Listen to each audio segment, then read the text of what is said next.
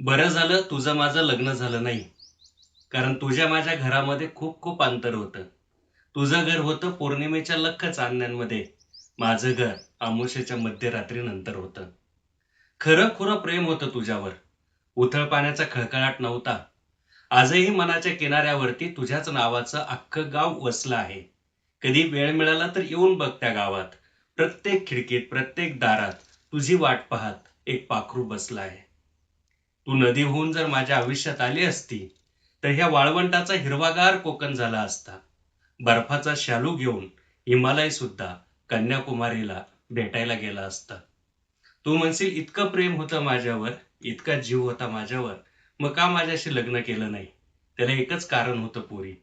तू होती poly house मधली गुलाब, मी उन्हातानातली बाबूळ होतो.